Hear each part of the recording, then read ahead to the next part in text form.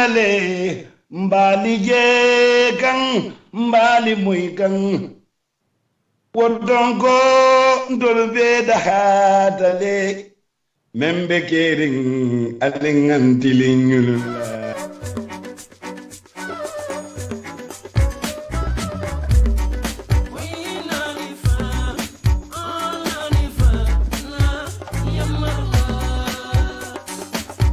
Yona Forex Bureau. Badi mori Yona Forex Bureau mi yalon ko felaliye Serakunda Bambo walla mu dulati dami yalon ko kodi kiyo anin kodi falingo nyinu mu nyonta ondet. Yona Forex Bureau itulbaliye Bambole ando fele ye kunda baso dale lat ba kote mi yalon ko wala Purple House ti. Mbadi mori atol mi yalon ko albe banko e bantala. Nan lafta kodo kila nyinkamala alla mole ay tariya andale minki ye wosoto tariya nyama alfero ke aliyakini Yona Forex Bureau la atul mini yalon ko fanal be Gambia na lafta kodol de falida kabri euro lomba fo pound lomba wala fo dollar ni nyin kodi dolu Yona Forex londulate mini yalon ko e kadadi madi mi yalon ko ase kontan ando ni nyin kodi dolu fanam be bulu e lafta ke falen ni dala sora wala badi ngolon kamune bato al nga fero ke nganna kodol kini Yona Forex Bureau la anin nganna falindiro ke ni Yona Forex Bureau la dami yalon ko mbe bane hoda mare sotola wakamala na lafta kuma ko sotola nyinul beto ali kumandi da telephone to 9000392683215173389998055526 badi ngolu Yona Forex Bureau wolle nata kan dahandi kodi kiyola anin kodi fali wala fannala wala Yona Forex Bureau ala baraka jarama.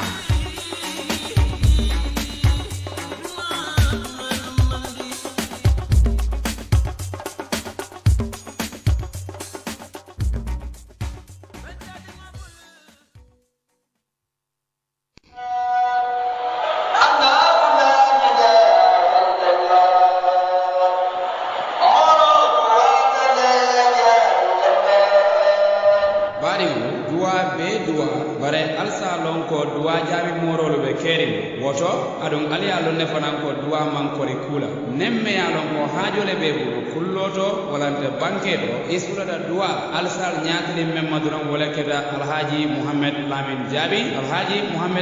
Jabi morole mati memprenden siring foni bese sato kon jamaa bal wala ya sedi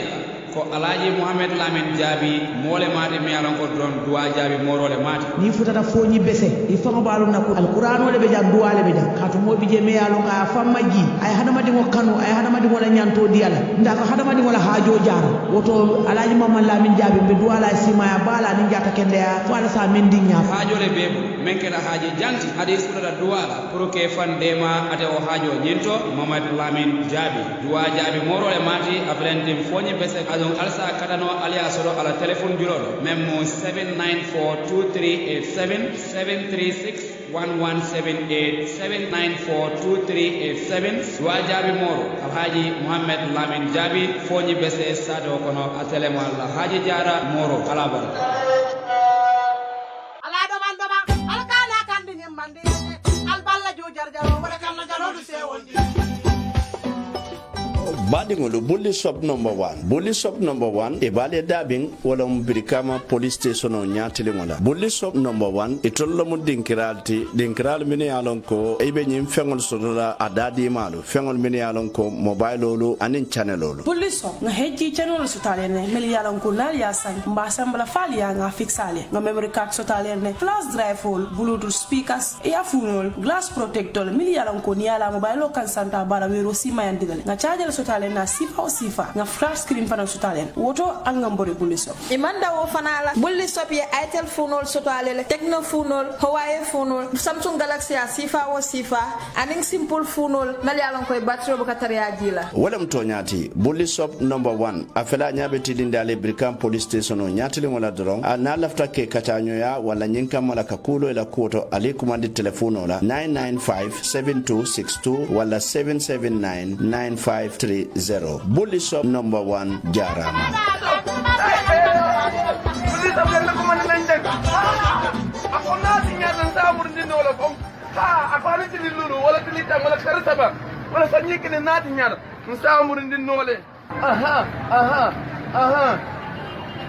alhamdulillah rabbil alamin bulli shop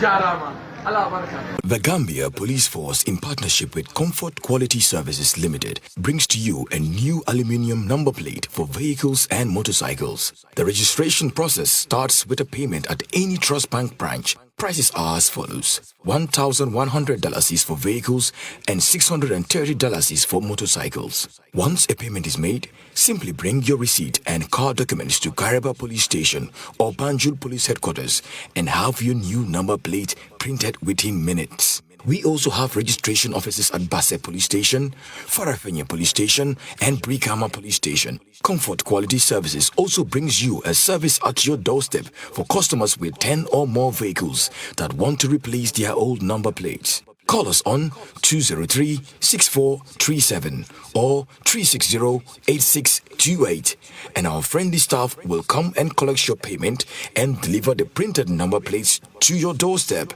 Replace your old number plates with our new aluminum plates that are durable, international organization of standardization quality, and with a 75% visibility at night. Comfort Quality Services. We answer to all your quality needs.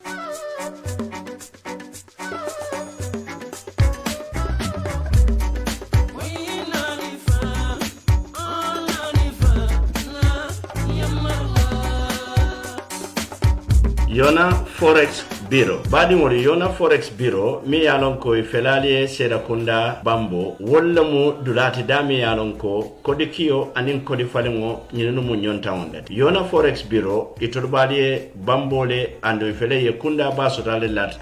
bakote mi yalon ko wolam Purple House ti. Mbadi mori atol mi yalon ko albe banko e bantala. Na lafta kodo kila nyinkamala alla mole ay tariya andale minki ye wosoto tariya nyama alfero ke aliyakini Yona Forex Bureau la atul mini yalon ko fanal be Gambia na lafta kodol de fali da kabri euro lomba fo pound lomba wala fo dollar ani nyin kodi dolu Yona Forex lon dolate mini yalon ko e kadadi madi mi yalon ko ase kontani ando nyin kodi dolu fanan be bulu e lafta ke fali nin dala sola wala badi won kamune bato al nga ferol ke nganna kodol kini Yona Forex Bureau la ani nganna falindirol keni Yona Forex Bureau la dami yalon ko mbe bane hoda male sotola wakamara na lafta kuma ko sotola nyinol beto ali kumandi da telefono to 9000392683215173389998055526 badi ngolu Yona Forex Bureau wolle nata kan dahandi kodi kiyola anil kodi fali ngona fannala walla Yona Forex Bureau ala baraka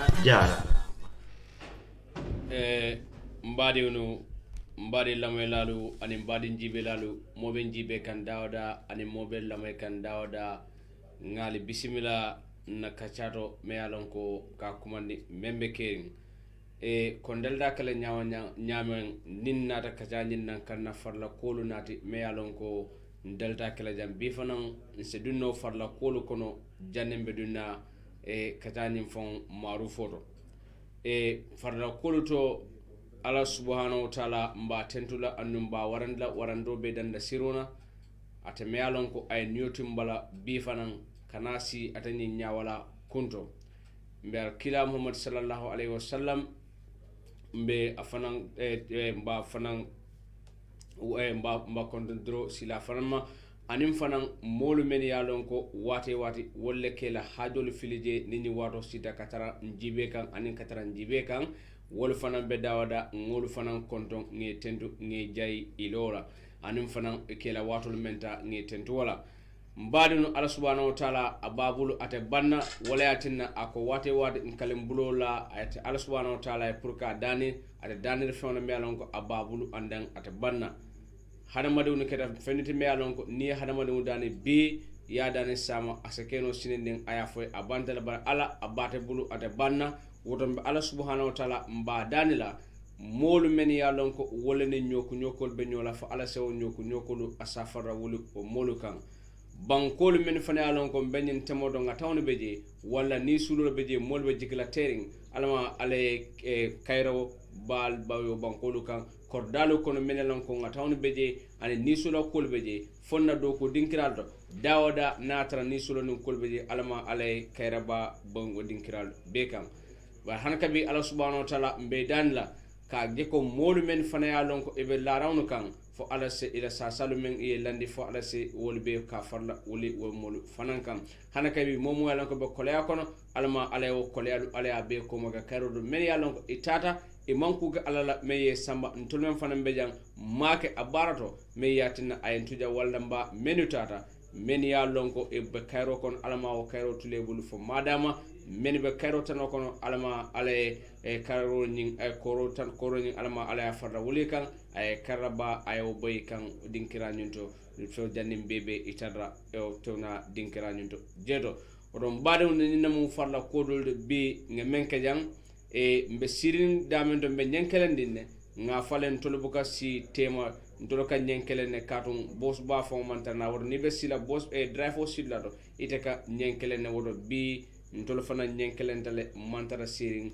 siraw nyin kan tema e mbe nyenkelendinne mbe sirin moto yalla melen ko wole mu pamori bojandi me yalon ko ni wate ni wado sida atele kan nyin kacanati menkeda membe kerindi bar bi do ko kenya nyin kamala burumuto nyin nte kundum adama fadera na rasiya to dala ka moso don feja mealon ko bi alfa ba mealon ko abe kundara banko kanja mealon ko a manke kafu nurnde banko kanjang kafu balemu me yalon ko banko be yalon menkere operation 3 jotnade bi ila matar sise mbolo sodlan fe programme to jang me yalon ko nabe katara kolla e sidala kankora sudna dron sina matar dunde kacha kon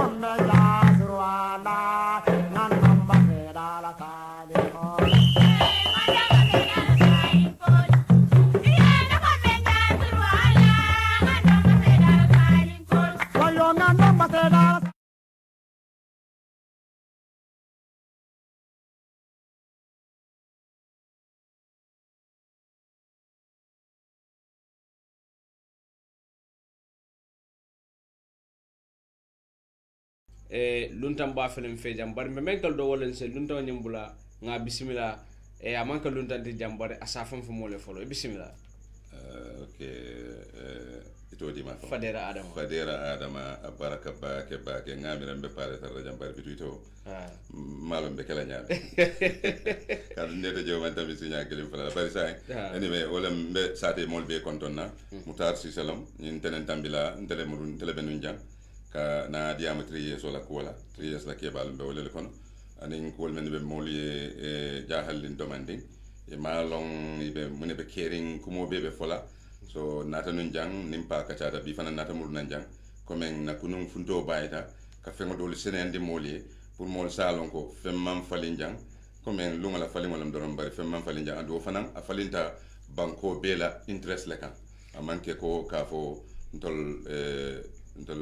adiata ntolle wala adiata mole wala mole mo forcé banko bela interest a falinta wala kan baraka bake o long mol se amuta mol fe kana njala fenna baraka janning Mr Cisse ngatantu ngajay ilana pour kana kana jang ka Gambia ko ka kata nyofe ngamera bi fana mba folol damento wala nyindi ko operation 3 jotna ngalon kafu me yalon ko banko kan wulta menna wolen ko albe preseno ka kumandi ka hakilo bulande kula me yalon ko afon wal fon Gambian kole banina rajibe ngaje banko kan jang nibe find la pluka demonstration ka banko kan de ek safaro ke police IGP le komanto berlo find la ale safaro ke de andong inara ka song ka pamito dial barok amam menu ngamoy komanto police IG yaldina dum akada pamito di la bari o ko la nata moy alkalbe findila mune mu alla lonkon me yatinna nyin do nyin sila do e kweta pamito di la bari e kweta di la nyawnya alkalbe finda andu moja malu ngolo moy banko kanjang e ko natara pamito man diala almanya na findila misa sise maro baraka bake law nyin karo bete ata bake comme pamito la ko men iba anyinin kakan anin molle men foka fo fomba funtela la walante funtela ani mune nyin ko bay anyway comme ngamen fo wala dono pamito la funto pamito la dio molu la anin to la funto ni na funte balia wo mu fennati me ya lonko ndol ngana decisional tale nun kaje ko mbe wo kelale because of na nyantolo bari ni nyunu nataje ko pamito te di to le decide ko te pamito di la wo ma wonata ndol fanana mon nata nyinje ko men ko ya londi dalilo men ka o man mulun o man kentol fe ko fenna wote me alon pamito manyana dila so nata fo mbe funtila wo kono kacal nata ifangol nata je ko yalo ni pay ni kanu jenne last time ako fo ba dila len kay ko ba dila le ako menati nango fo kay ko yalo ni be pamito dio ibe ana dibali be fulol value la le ka jibe jumale intereso warata comme man sakunda dokulal security li dol fanan mon le be kono men yalon ko hakilol wartale e karantale ke balle muyti metanin ko kon dol bije bota janne tata fo sudan nyol to peacekeeping la dol tata dunia la liberia dula jamal to so ya lonne men be keren anata ke nyawonya so wala nante ko paye non ko e pamito dilal because pamito di wala interest warata di baliade andu dol fanan mon le de men yalon ko akoy dantel male ko bankola interest be wala jibe le ke nyawonya bankola interest la bang abita wala to sa wala tin nan ko paye ba dilal bare manna di because of lunga men ngamuta wato la deto kan itol silanda kol men nula nata na kacha wol dole ngaw silangol be bondije comme nun to mol be silande men na sain o silango nyim biriya understand ko wol mo kullati me alo nyin koti tawo nyama be kelale comme wo do men tambitanu inata na aje ko fennamu itol fanan na nyanto mo menti manyan nata la katu ni ma di nin kudo nata na wuli dia ko yale mi dabe bulala je security banko be la security lam so idabe bulala jele isonta datidula wala temalemba wala labandula bari mem mu jang koti misa sisa wala ni diko tembo men na kuma kan fodo ko ete pamito dila ngamay alla diamol to operation tiris jotna alkalbe find la hanatre man pamito dila be nim dulal made e man pamito di ko man pamito di alkalbe find la mo jamayo ko bayla dum natara to nyato man pamito di no ni man pamito di be funte le wo mo kulete me yalon ko wala tin nan ko ko birin pa nata jaay nyini ka fo ibadi la le foita di lan kay ibadi la imaji sa ni ala sonte ibadi la ntol buka foko na diata moy akuyata moy comme na diata ntoli wala diata mansa diata hani ka ko le ni ala son damba ibadi la le ibadi la dalilo men kan ngawol le foiten amanke ko men ko nyanta wullal dorom man sala kundala kolbe comme diate nyaawne kaka on kalo ndi silol le kan so sila kal londo wala ay tande ko e be pamito dilale kadu ni madi molbe fundila andun tolu wala tolu yalo ne ko hanin tolu bibi abe damenten molbe je men yalo wol kam fata bakele munad nan tolu ngana ni decision ni ma di albe fundila mun sa be fundila sa be fundila dalilo men ka wala nyinti ko ngalo ne ko na right le bije ka funde amanke ko ka foko mbe mo dani la wala le ndol ko le nu yena pour se mol kante sa je ko men ko bang mo men be siala dula mo be siala jele fenkana ke mola wala masakunda la responsibility ta bar ka foko ita fundila wo mo nyinati ye luala bunda fulale fo me alon ko mo karakili nati to la karola bar luwa mo sim fulale so fengo men sim fula bala ne sin kilimo fo man sindo fo wo men fananta mo sindo ti be to fulale wo sindo nyin dole na ko lo wala kan ka je ko mbe fundila abe kala nyaaw nyambe fundila pamito nimma nyinin ka ntata comme misalo fenna fundraising men combat kala no lafta kala mol be ka fa man jari pamit la because mol ka ke man ntata manyini ka biri na tam janjan tale ngaje ko to nyato nyanta nyini kala hani atra luwa bunda le me alon ko abe larin jele ko mol nyanta o kala bari mol ka ke man sa je ko fenna wodi me ala man jara ka bula mol no ala ka mol batana bari tolmo presso groupe de me alon ko na ko man die so wayatin na nindol ko be fon kala ko dolu atitala no so wadalilo yatin na ngaw mistake ko ke manyini ka inata je bari nata je ko men ko ni tonya ngasamba nyama lua bina sembo di lela kaje ko tonya nyanta nyininka but this time around dolle nyininka so ninga nyininka ma dinna wala nyinde ko eka karo menfo me yete febo wala mote bari dol eka lua sinkile wala ko bari sindo me alon ko wala mun dol fananda din dol fanay olonne andun tawtula je so wala nan ko numbe funtila abe kala nu nyaaw nyama be funtila nyim funti bali ya fangoy men mbatandi men na siatale because ntel la telephone on da yele la ma ni ka dol bi je be ka call dolta because ni eta mun mul ka mira ko ali sambana ne fo sayal kalbe kala ta bara man ke wot banko be la interest wala ya sabu banko be la interest me ati nan ko wala ya sabu wala nyiti ko minul be nyin security ko li nyaato wol fanam ke balle doli be ko no wol almost fotate la retire tem bolto minister men benu je be alo ne minister ke balle mati anande keta IGP sonko ha so e baje la ko wol te sino la ka foko tol tata dunia dula dol do kata mol ma ko je comme istimo wol misalo fe wala Sudan wol wala ka fo je nyaadi Sierra Leone Liberia wol e ke la mol ki je e kata men na je ya londo men be so je tolta sino la jang ntem nene malla ka fo wolbe silale e jangje ay dun din ko kono e ma bondi je hanna atare la do ko fango e ba fola ni man sembe so je ba fola mo nsembo danta janna la do ko ta bar nte believe tan nyele ko la banku diya ila patriotism wala mi la banku diya la fo ka banku kano atambita wala le ka fo be banko jela be bulala diya mu ku kono me ya lon ko luwasa akanta no le momo ya nyanto so datra fitna mankeji yeso wala tin nan ko no badi la ningela dia mo fam wala nyindi ko menkeda interior ministry di aning IGP la fanal niaje ka alla pamito nying ya kolu ya konyun kuntu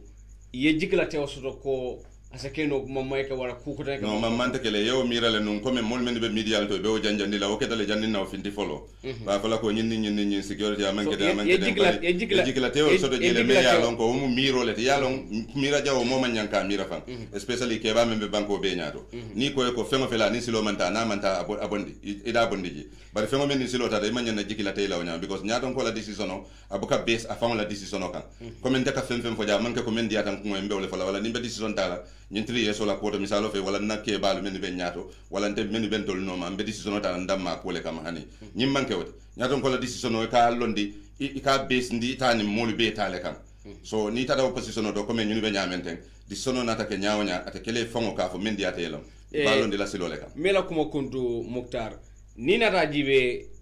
operation 3 years jotna almu kafle de me yalon ko yara presso group me yalon ko banko kanyam be alto ka fo baade ba ni nata ñul yalla demonstration men yalum fale ni atara wakata be say ni ko tanke alkal e kebina lundo dilalla war inale munasar ale munasar civil soto ka don ko ngalon ko ni satro be kala fanna fulo be falbe se albe se tawolta fanna lula sa mbadu ngoto so munene kala satro munene musarrol di lon kawne men yalon ko atulo fana wolle bala bulu nad ni batara ñulbe pamito dilalla yemen tuwala okay no wato student demanding comme ngamen fo pay no wolu ngato la jawato bu kasia mais même wote sarto même wote ka foko yen sambale doron benyim fola mobe ka foko ye sambal doro lu ngafale ngamanke wanyam ya jele meeting o me yalon ko birin somanda telentang ali bala fo suto telentang yalo wonte meeting chahande juma sali wato doron moli wala bula jani konto wato mol nata muru yana ko momoy meeting o nyin kono minu ya data ni minu labantaje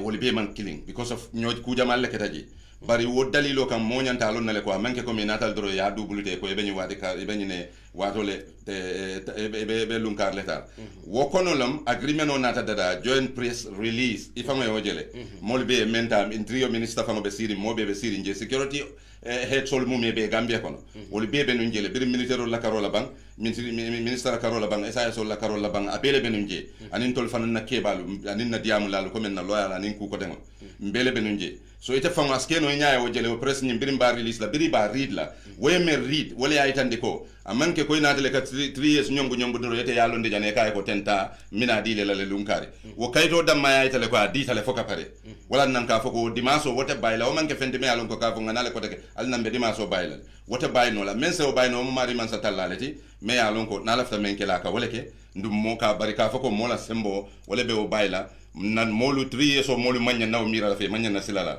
asikeno wala bete atan tolto because ñunu fana yemem fo wala ñinde ko ani misal fe legal day of malo nyaadi ani wala bental loyal ka fonti lunga menna e kata ila kolula kol me e kata ila sango yele sango daele loi bu ngas daele ani wala lunga le benta so wol fana mu banko be la ko le di me alo ni ajibe bunya mollem kabate santo president wala kana fo mol men yalon ko be benta nunji wol be bunya molleti me alon ko manya na wolu wolungo detendi la wol buloko nandu wol be banko be la kuwole kunna me alon ko akumata banko be so kaw lunkilimo bula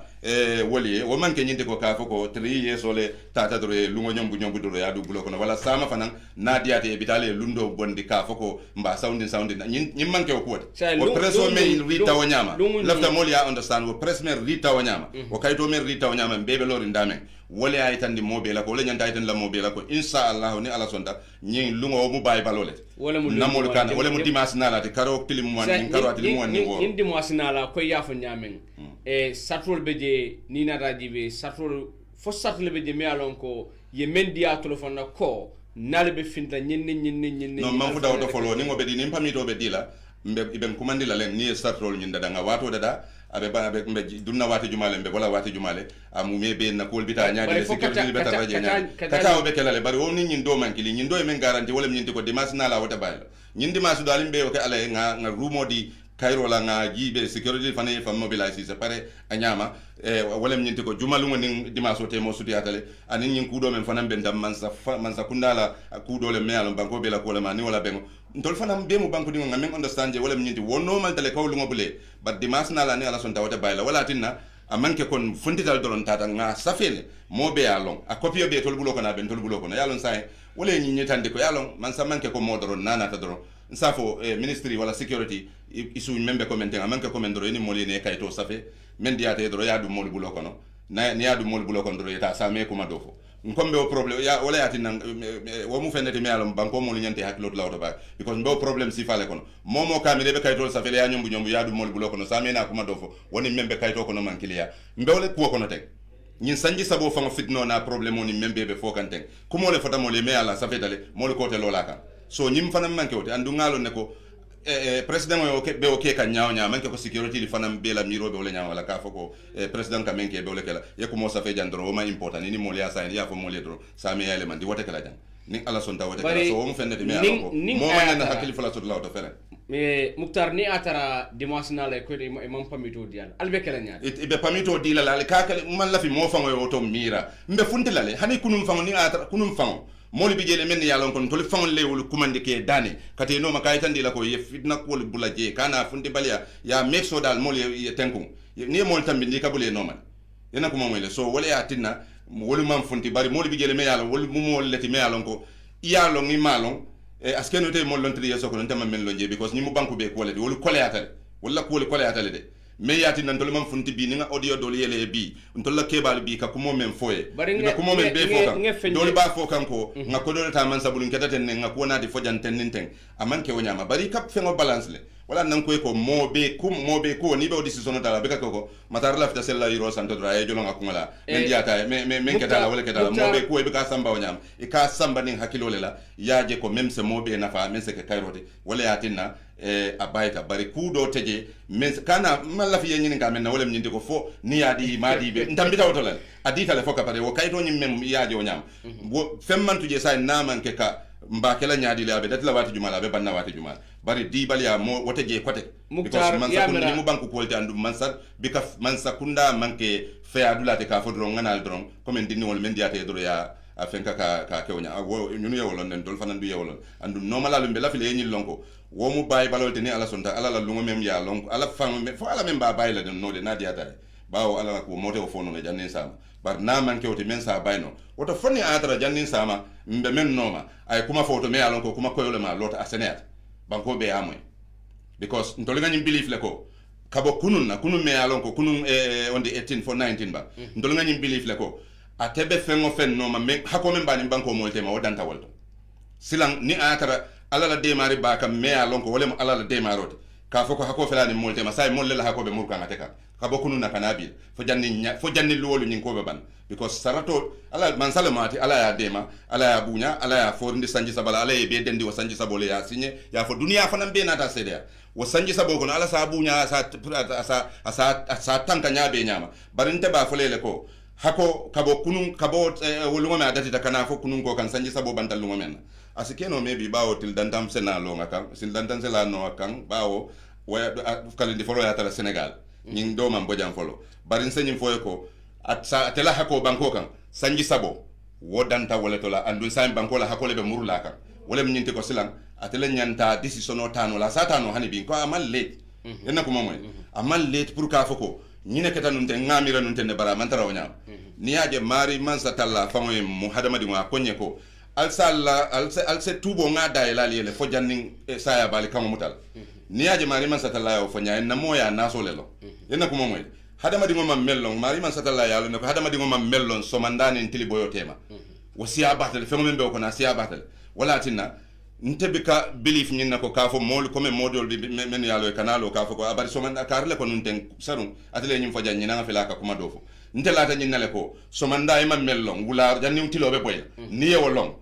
imam mellon so man da ni wularo yewolo wodam ma se yele man dinol president be damen tembiya même ku do lon nun kunun ko bi na yewolong bi wala so wala janni bella la fanobe kala nana ta wolo wodam ma sa yele man dinola ay tande ko mari man satalla la ko wallati man to nyaaje num bi ngaajele banko mo le men fo be bulala wala no nim banko mo mu jandi ngolati lafta tarra janne ni dimbal ni kayro fengo feng banko la kayro mbebe wala no because mbe alon ne ko même banko la kayro to wala nyinti ko banko nyanta tala silo lela banko manyana tala comme ngam foja interest group la ko wala banko manyana tala ni dialu kan banko manyana tala nyingan ka foko momo nim men nata do ni men chabasi yata do yo fenka bitum sile nyobori mo dati banko nabe nyobori mo kono luwolum do kota kela so banko ni ntanga mirako men sa bay no ngawle fo na diata ale anin nin atelota jannin sa may kuma fo ando se keno kada se keno dalilo men ka wala amalon kunum biya ya lonne akoten ha andu mota jalay law lafta ke nyinin ka dulal ka to ngakaram do ko dulal be jande men yalan ko satawlu kono e foy damalu fonu e malla nyolo ko to nya fonto le ngana motolo jo aliat na ngana ko do motolo kondo alkana fonye ko trier so baytal ma fa bayta kana je malla fi je jahase mo bulu mbata man bay asa wundi tale ni ka baytale womu kumol de me alon ko malla fi dayo to yalo mun atina ni o fo dole do la moyro yalo nim dole bel la moy kan jansa be kumo kun dole la moy la haji do wulaita ata banna bayro o man taraje alon ko bayri manke sawndi role keta kuma mbatu example kilim foy mbatu ngana kibaro sodo dulal men yalon ko sako bolon kono molu sodo men yalon ko fayda malu sata kono e malla e kuma kawon fonyo ko kibaro be ka fude majuna wala ya tinna wakati atol la fonyo ko motol nyanda motol tindanda al sama musomanda motol bidale fo motol nata la sata kono bar bi al kana fonyo nyin sudo wato ko modo tina bar sain ya mel nyin atola demonstration nala nyinta mol talandi la bon hani ate talala yalo munen because molle me alon ko hadama di molle muyti ni hakilo le ngako mo folo dame banko be la interest nal yo jibe bolon ko non ko be banko le kono gambian ko be banjo ko be banko le ala fali ngoni ngabe mello naje yalo ne banko la interest a falin taw dalilo le kan so bolon ko non ko fana be banko le kono ba lon nale ko wo mu fenneti me alon dalili ko yole be je o manke ko ate mem mir wala ala kudo wala ala amira nyanta kala lungo men badu nga example kilindi la yalo tol be muslimol de kodi rasul sallallahu alaihi wasallam nala ala mol nata ko kada makale yele biri tata yele ngamine tata le fo maka haynan inata sade mol fen kam rasul ko yalinga mur furka ko mo sudian ako yalinga mur fo jari dole kam fata wala bakele fo wonde bari yani ayni ne lonko ayaki agi dalilo men kan wolem nyinti ko kayro pour kayro se sabatino inin mol inin fen kol tema bawe ma fa ka altedu na bari iko jari sa janni bita kala forcer dol ba fala ko forcer yita ko mina nata foni jang kasa de haynan ni na bagasol ni fen kol pareta general dol ye fanke ke kende balti e kadi yam rasul ye nyame manyana diam la nyame comme nalon do nka exemple o dila dron man te jam fa bala o karola bari o exemple o te dron lunna bay kula bay wonala onin ka kula soundi wonala bay o mankilia so aussi fale be jang mol nyanta jele understand la fengo fen namu banko la interest hani funto nyin banko la interest la tin nambe funtila pour ka banko kan design fente kala jamme alon ko banko la interest mol tinga decision dota même manke banko la interest wole mu jang wole be mbulu ntolla nyi molu kanyin kamo men be la ntolla ten e be nyin ko momen be la kan tolla ten tolla decision nin dun tan na bun kono decision mental o ka ke banko be la interest minana woto ni nata e boy ya fo nyame ni ngela kumo fam on the 26th bayla inshallah wala nyindi ko nyin karome alon ko e mbolo konten atilimwa anin woro memu nyin dimas nalade finto da bayla se ni finto be kala albe finto kala nyaadi le fale bital ale CJ ni president baro manji altamur rasul na hani wo kumol fam molle ka wajanja ni par ngani janni be kumol la nyoka ngana fidi nga je fidi mabatu ani wote wotonte amake wote badu nga je fo wonte diam lali men ka chocho famle ka fo na manji nte bola jembe kala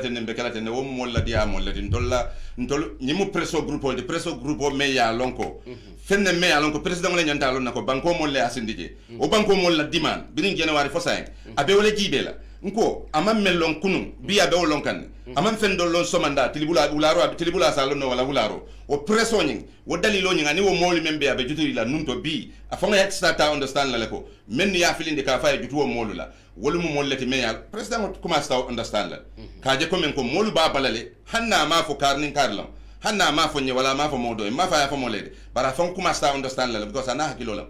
a kuma sta lon la ko molle ba bala men ya lon ko ka filindile ani intention dole bi ku dole be kerin jang ani wolu manna so filindir lalu nyuna ba jela do domandi so bara man kenyinde ko men ka fo ko bitale ko mo jama kamen fo bekelaten well ning atara moli be fo kan man ka kon tolle ki wala tolle bula wala mo se men diano yalo ne mol fanan be jande men yalo wala ka ko moli fo nyaale ma pour ka moli silandi pour kan tolla molu tala wala pour kan namol hakilo janjani bari ndelafta namolu ni men moy tolula yewoto mota bari kalo doron ka fo ngani ne moy tem foru moto dendro e ma moy tolla kebal e ma moy na press leader e ma moy na meeting dula wo kuma sifal mo kaneta initade ko depsela ibe mun kala wadula o wulo ibe mun kala ji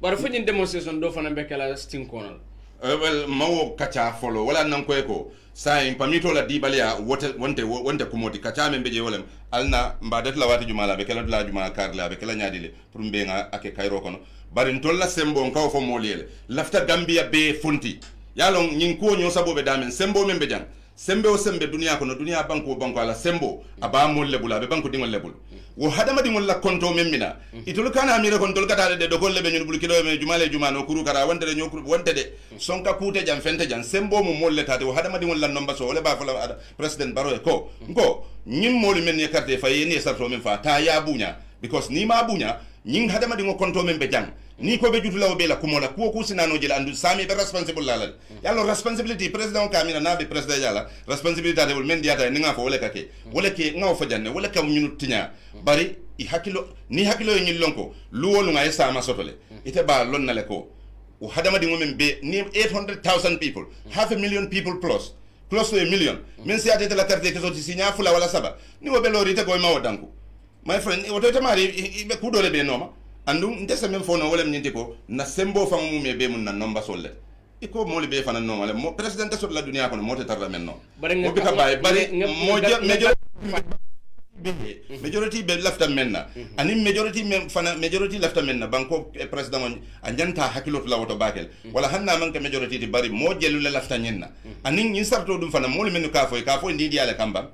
wala fo i wultal doro ya fo yalam folo de mo be kanyi sanji sabo foja sanji sabo on fennete me yalon ko molle ka fono e mo be ko fono njam president kata sanji lulle la bari itolle o fo moli birim moli o tay yakarte diala wala atake mansat ni ngate ko mola tete diamu la wole hanne atara wulun na chama no ba fola hakilima ba ay hakilima yakuma foje ako hanne atara nyama tolle mo safe ni gambia nyama tolle be dente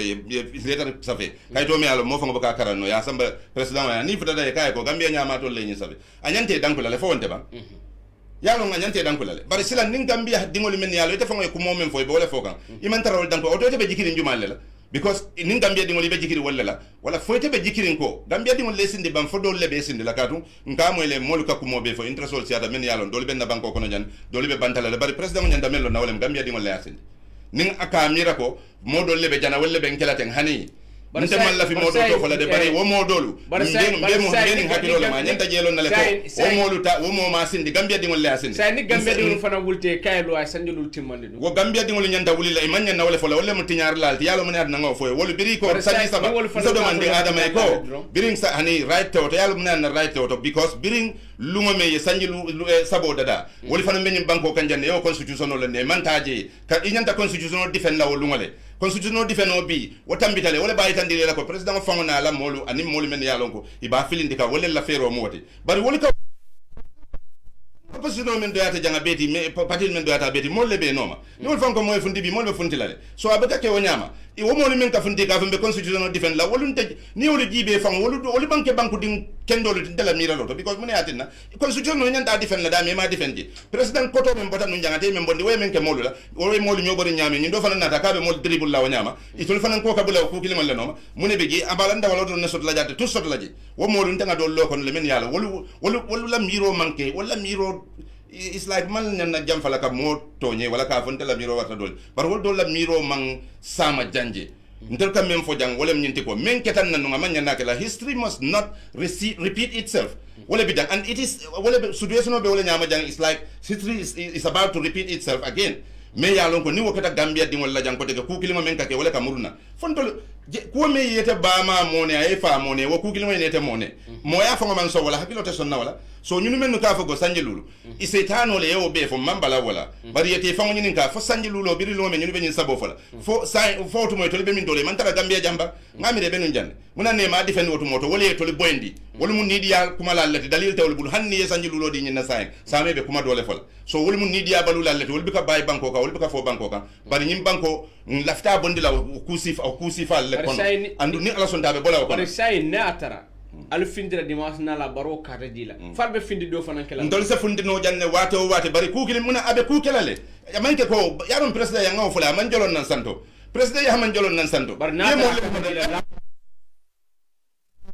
manke ko min diata baro dore wala be tamala nyim banko kan nyim banko la decision te bola nan dunia dula dol to kana jabe banko dingol le ba decide la mol kam min mira mol hakilo be janjande ka foko decision ka banaje ha ninga mbiya dingol ye fantu adama la nyin decision bulu wala nyinti kon na decision ni lafta kala ministre ibita lobby la Dakar len so foja ibita Dakar le ye appoint abe lobby la wolto ni asodo je naje ye kati wala director wala fengo fen na fengo bebe fente kelanta because adama ntol ngaje janne atela Kenya be ni akorosi men be nakiri ngal hanin na jam service menol meto nyafal ngato nyafo nyoy na service menol gibe ban ila positionnel be nyaadile anin luntawol men nata fen ko la jan ila positionnel be nyaadile birin jawra be nun janni ya be kude takal nigerianol be dun nyaadile gambianol nata nyaadile mune fidinol dantina nyin gambia dingol fanan de sonna wala ta kela yana kuma moy le tatar raje la banko la nyantolo ila fengol nyanta men sot le ma sota nyam ila bunya ma sota nyam ibe o nyama Senegal ko le ka wala be te kantala wudula to nya yalo mbikala fi banko nim banko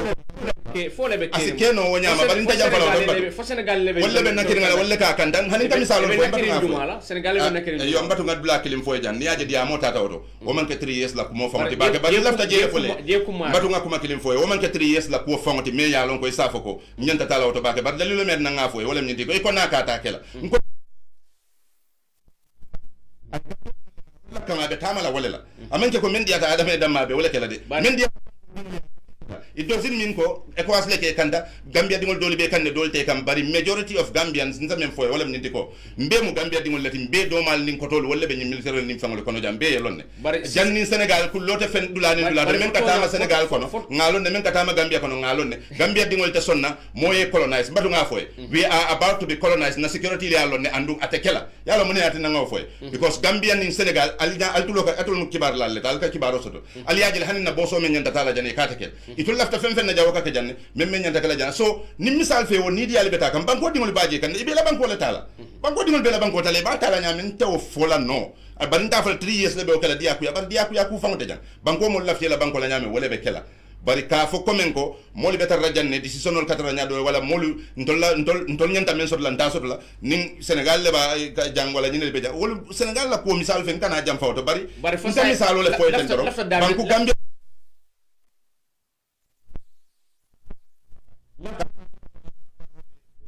même man dia Gambia no le dia ku ya wo yalon mbatu ngakuma kilim foye tili saba ko malen dia ku ya datita ya moy because banko dingol la tili saba sanji sabo wolota wo banta kunun ko sain wo dia ku ya wo setane la ko welti nak ala bulo be je say ala bulo botaji jina morol nin ku dolu mebi in sitanga woli jibe wolni ala baka mo baka wolni ala la so sembo men ba ko man tese o fono ni ala temale ko ala e mom men harje men na dia la halalo kan mo torati je nyo sabate je to nyaka wo banta sanji sabo la say men mel la taji dia kuya ka men dia kuya ka menke mbeta ka volta don dia kuya buka betea ala bongo buka nyinya so on se volta fono e dal bari bitum ila fo ko men dia tate wala mfutande Senegal la ko moko no de mo se hako tu nyi mo la vitala auto ka mo international ko le na haji je bari Gambia dingol le ba sindila wala ba bondila nyaaw Senegal be dum ala kanta kanja président wala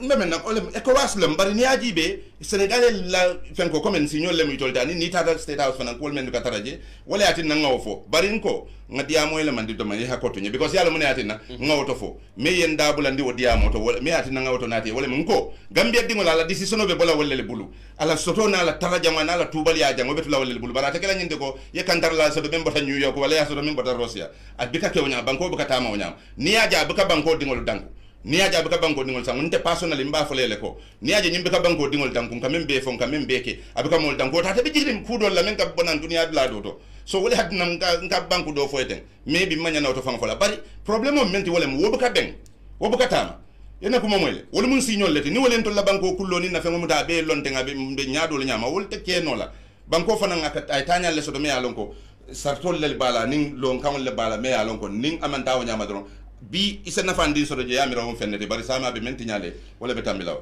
muktar ni na rajibe kawyoro kawyoro keda mo me alon ko aka safaro ke baka 3 years school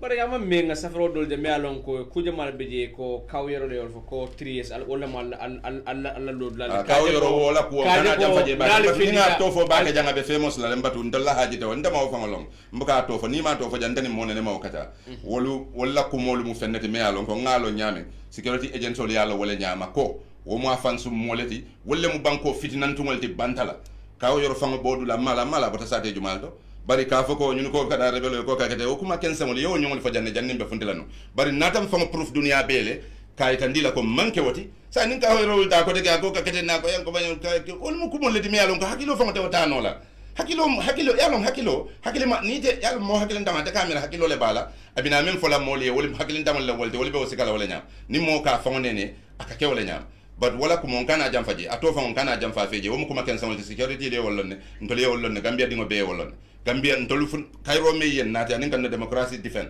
mbe wala defend la nadia ala nin kila bari comme nyin ku ken samol tangani mo ken samol me alon dalili tela na manke ka banko nyobori wala be banko nyobori ko leto banko dum be ka nyobori ena ko mo le tele be fan nyobori ne be fan kala nyaawo nyama bari wo buka ke bi ko nyim banko ngatara la rin jan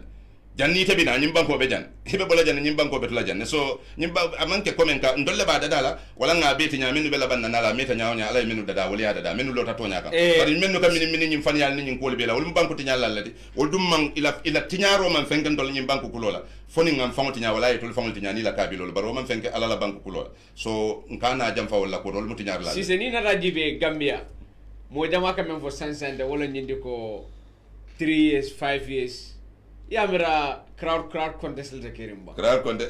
contest ni wala be kerin di jemo bandale juna because ndole men bonni ñunu ma hani o hafo bondi ite wel momo be jam momo e camera le Kenya le ko lonte ko fo ne ma hana hafo bondi ya mobilize bi nje million tan sabake je ndol maybe hani million kilo on tak atene because banko dingol wala nanga fo banko dingol même bala passo jo la fa même bala ko do bon la fa ya funta ta nyi dula kala nyanto itan kala stresso itan de kala fenko itan di president la ka fa ko nyimu fennati me ya lonko kay tan di president wala ko ini nga ñine fo anyanta kala len tol fa na sama ñanta taram fa le bulo kono na sama ma ñanta tarra interest group ol bulo kono wadali lo ya tinale kula me alo ning 5 years te ma ñoo sabati je bari hanne atara jumala siyata jumati fam well momo be jang yewlon momo be kol kono ayo momo e ñing kol observa ya lo ne kon dolle siyata di bake ba say ni atara president tata fa ka be jila na tata fa ka be jila la operation 3 years dot natole mun plan si falla natole ameni president ka be jila natole ameni banko bitala nyaadi la banko bitala nyami nyim banko manke nyuli independent banko da manke ko mbata kelo le kono ngata fe banko la institution o bebe lorin nim president bitata tanyal le bala nyanyal le bala la nyal le bala kenyal le bala minu ya lonko kenyal le bala me ya lonko abe lola wala kan na lota o kan banko se banko be lorin banko te la ka fa ko men ko jumale bita wotaji abe tarra la lo abe lorin institutional men be lorin abe tarra wala abe lola wala silo kan silo me ya lonko wala ba determine la abe kala nyaari le idate fangole mbang wala jumale position jumale wala jumale ngolam nyinti ko banko la institutional bi jam birin sanji talul nim fe mo kilingo misalo fe ni wotaje bi ho man banko be fonction la nyaaw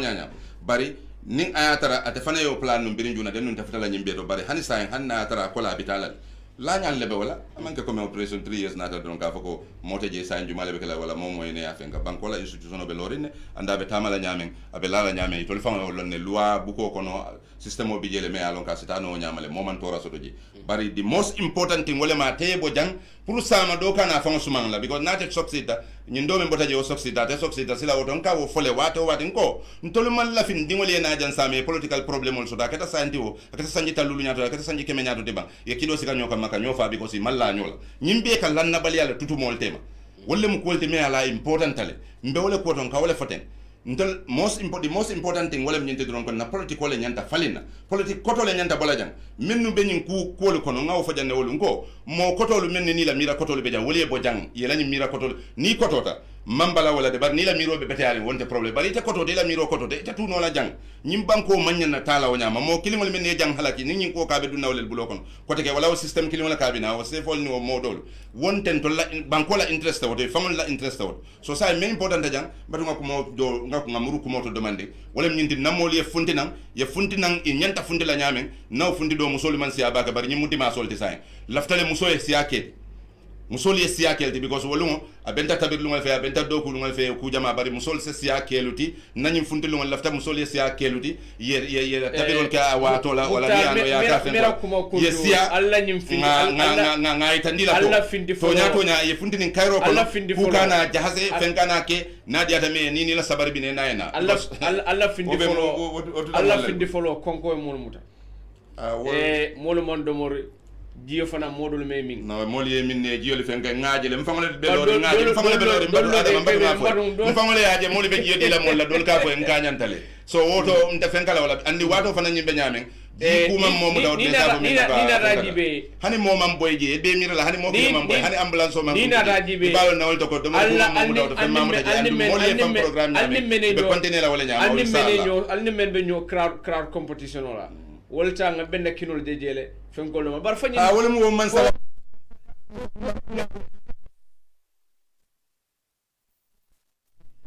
fo en dolu banko dinken dolu min yalon ko kela fengol bondi tarokan bari wala le kela ko le ke kata ka jari yetilolu lale konko fang aka jari banko dinken dolu wala le nyindo man sale mo la ko dota bir ministre be dame fengol beje advisor beje president bala mo beje police la mo beje ko ayji fangla muso ka tisa do samba station kon o ku kotol men yalo mo boda wala le kon wala bebe o kafo kono je police men uniform dum baro for 5 years du be o kafo kono dula so wala mo lu kilimol te me alon ko man la fi moli ye wole bayjang so mo fennete me alon ko kule wati ila domoro ila tabiro lobe bola dame ngani lundang men ye bondi nang dunia kara dol la jati dolu nene man na jam fam ye lundang dol jew dulato ne wol korosi wol ke nya mala nyamen abe koyle male ko wol nene man na kombo jam fam en ko so fo domoro ni jedi wala ni wonde ba fale yesamba wulole kon sini ko nam wulo kon Muktar Cissé woto saying atol fanam fe alta mun jamfa ni dimas nala la fo dimas lu atol fanam be tabiro kala ni jiyol ni ku ko tan feng te man gelaje inshallah la du hani yalo itaka men fo bi dalla je man dalla je hey adam ma ko bang laaje o ko mo na nyina wala ngoyle ko ni be silale be wato fala men ko fo mo la miro lati ndo o man bon tol bulu ndal tri yes ka fam bidaje le be fengal be la be sartol le be tarran ni nyintema pero so le be tarraje bari luwa be wala koto mo be nyanta understand lan koy wala tan nga fengal ni luwa tinyal den be fundela la kuno so ku te wota safa da min na ko kata luwa le tinya be la ji be la min to ite be jumal lan lo ni te be la no la je do te la no la je so ka fo gal be ben tinota ba sambala je wolunte wolum mira nyal le timi alo mon la miro le wote bari wolum manke kwoti même mu diamo tin to la number so lafta wala bondi la a million people 500, 800, 600,000 people. Well, for the my friend, Mr. President, and they pack la laita because at the genuine no at the legitimacy so la kotege. Ala ka take so 200,000 in demanding. Ni mo wuli kemen war of the wuli kemen umula ka take so sabalati. So what say left the monela. Imari bela fila monela. I left the kudole la bankatu ni atre be imam be le marafo. Ibe kumo fola any more lota menke ye kan wadamal. Ala pati fanan lole sign. Ay tala hosulola. Pati nyama hosulu nyama. Bara tete keno na nyindi famo ka foko bankola ko be aya be bula la poso kono ay na la pati loko de ayo impose mol kan comme même bota jaya kenu nyame mol man la fi wala la jang yalon ala jabiro famo nyin ko fanga diminna ku kili wala enta diminje ngi sa be le tarola iman jabi o le tarola ala jabiro ko momenti wala pati lo ay jabi pati lo le yalo wala mu nyinti ko mol le ka kuma fo nyi même man kenyim banko la reality 10% tenyim president bulu nyim banko kan ka fo nin karto fayda bi abe o sotolal say wota lafta fanga force la mol kan ne by force bang because na fam force mol kan by force waka ku dole nat mais alon ka manya nakela wala kay bisindi nyin mbekela nyaadi nyanta do ko men kene ta ken wala fitnol be wulla banko dulal to ta kalam tala banko dingole na kenya do nyama me ala manya nakela nko dunia fanga be yele matale dunia bota wotole henna ko momoy the last time nga fo jan pa mo de jan kay ko Southern Sudan wala the newest established state nation in the whole world today ndanga men kalamata o man tambe sanje tamala woto nyim barobe nyin kenya men na han South Sudan ita gelaje ko mu banko dim fe yaje modu nyanta ka nyo fe nyo kanyandi nyo ya bika bay je mo bika bay politiko kono bar nyim politiko mbela balwole babala na dino babala na fengo be babala mo manyana na le ko be o kala nyaado nyama wala yatin nanko pati system ko to men be ko men beta na ka be tamala wala sefo wala na alkalo wala na modo wala na mbe ko woman beta bankola agenda mo nyinati nyanta nala le mol bonde nyola fitnoli bam mol tema bi fitnoli be warale ikata parti lo ko de lafta o parti fitno o parti le fam fitnoti nyim banko kan because ay parti men lo NPP akala parti la wati so ay lo be mu banko ding hada nyola de andum mota sindila nyim banko kan men man ka banko dingol den senkale wala mote asindila jam momo kay o parti lo be hanni be rosial hanni be dunia dawda banko dingol le ba sindila nyim banko kan bari momo ka fay ko ila patilo yete nyobari wala mba nene la mba manipulate no ka ke nyaawo nya jang moli be janne men yalla gambia dingol wol expert wala in anything yo be lonne andum ika system o men sambana fenko kono bi net yara si jebe ke onyi membe ji aka banko ay kumo men be fo bi hani o damma nyi banko la politico be change la bi because aka mitan de dunia be la wala nyinti ko membe nu njanga system o me use niyaji be ay mondu la hakilol tanyadi amma foko nyim fana mbewla use kam bari mutella jero to nyim fana mbewo sifale ay padinati ala taw sifale sambala moluka kon kam fodre ye banene ye fanene la fle fanane yalla molta sonnawal alla bandula o be kala bata ko lete me alonko bata ken sangolam so banko kana bula bata kono president baro nyanta banko dingol hakole dile la ndum molla hakol sa to jemo yele matalde sa nyanta lon nako 3 years o banta damen silan jemo yele matalde protection o men bala hako men bakun na mari man satalla e men dani mol tema sa yele matal da sa lonko molla hako wala tilin data la silande andu wo nyaton ko manya na sonnawal hani bi amal late mena nan ka amal late ko ni man mellon so man da ni halo wularo iko sa nyindal nyanta menke la writing ye okay ni moye nyini ka wala jabo sono ya batale ngam malon no bar sa ngalon wala tina ale tubo dayele ndi mole bar ni ko betara balandi ni betara wala nin tanga nyinge say modol bina mun fala o min ka foy ko ne nyinge woton tolbe kala tin wala ni so son dagne ne te kala de wodi te bondi la fenkono last time nga foy jane birin ya jamme bita mbi kala fi ka to fo ba ka to politique ko ntol mobile be nyinkon bira bita nga so jarol jele men yalon ko be lori ni la kido be kumbo nyaaji be jor soron tala iman fenke so ate wonyama molu la fin na ko momenti abe wolo to jibela ika fayle nyim banko bebe ko male bari ndaba fala jang dunia be tema ko 10% tabulu nyim banko kan dunni yela pati lo ko ba forcer la le wala mole ko ba manipulate la yelo ndi wolo ndi sota kono mo gambia dingol yo sota ye fengo fenso so nkana futa auto fan akana sum banko e futa auto because fam forcer nin tambi dañi nambe kala te ne ba forcer la forcer bu kala banku so wala ko de me ndaba wala fono la meno ba bala momo anim banko momo be banko la interest noma abe wol mutanga mo sendi nyoka ma president dani ay banko mo forma e bunya ay election conduct ay tana la bunya namuru ndana nyaaw nyaama hani bi ala bunya o babulle alafta fengo tan ni banko o ma talete barikata ka samba ko bita kala nyaado le nyaama wala ba forcer la wala bandula si keno e sita fendo soto me alo man la fi wala lafte nyinin ka wala nyindi ko ngaaje bankol kafo la bi dunia kono United Nations bejele EU bejele ECOWAS beje fo operation 3 years jotna